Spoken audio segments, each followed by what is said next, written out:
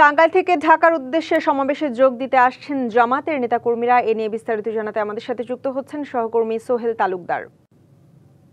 সোহেল, আপনি এই মুহূর্তে যেখানে আছেন, রাস্তায় মহাসড়কে কেমন পরিস্থিতি দেখছেন, যানবাহনের চাপ কেমন দেখছেন, বিস্তারিত জানাবেন।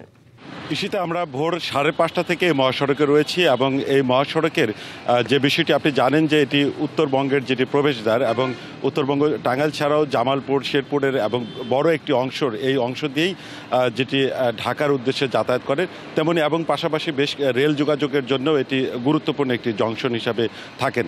তো তেমনটি সকাল ভোর 5:30 থেকে আমরা দেখেছি যে জামাতের নেতাকর্মীরা গাড়ি যোগে উত্তরবঙ্গ থেকে অসংখ্য গাড়ি যোগে যেমনটা গিয়েছেন তেমনি দুটি বিশেষ ট্রেন যুগেও কিন্তু এই জামাতের নেতাকর্মীরা ঢাকার উদ্দেশ্যে রওনা দিয়েছেন। একটি ভোর 4:08 টাঙ্গাইল পূর্ব যে ইব্রাহিমাবাদ স্টেশন রয়েছে সেটি ত্যাগ করেছেন এবং আরেকটি সকাল 7:20 সিরাজগঞ্জ এক্সপ্রেস যেটি 7:20 সেটি টাঙ্গাইল স্টেশন ত্যাগ করেছে। ডায়লগস টয়লেট ক্লিনার, যার অ্যান্টিব্যাকটেরিয়াল এজেন্ট টয়লেটের কোনায় কোনায় পৌঁছে 99% জীবাণু ধ্বংস করে।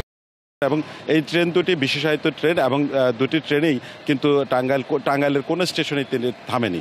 আর এছাড়াও জেলা যে জামাতের যে নেতাকর্মী রয়েছেন তাদের তথ্য মতে আমরা প্রায় 4 শতাধিক যে যানবাহনে তারা বড় এবং ছোট মিলে 4 শতাধিক যানবাহনে তারা ঢাকার উদ্দেশ্যে রওনা দিয়েছেন। মোটামুটি বলা চলে যে নেতৃবৃন্দর সাথে আমরা কথা বলেছি যে বেশিরভাগ নেতৃবৃন্দই কিন্তু একদিন আগে এবং আজ ঢাকায় অবস্থান নিয়েছেন এবং এই মুহূর্তে তারা ঢাকার খুব কাছাকাছি রয়েছেন এবং সেই তারা মহাসমাবেশে যোগ দেবেন এবং পাশাপাশি তারা যেটি বলছেন যে তাদের যে 7 দফা দাবি রয়েছে সেই 7 দফার দাবির বাইরেও কিন্তু যে স্থানীয় নির্বাচনের দাবি তারা জানিয়েছেন যে নিরপেক্ষ অবস্থার মধ্যে স্থানীয় নির্বাচনের দাবির কথা বলছেন যে এটিও তারা আজ স্পষ্ট করবেন। ইশিতা। সোহেল তালুকদার, ধন্যবাদ আপনাকে।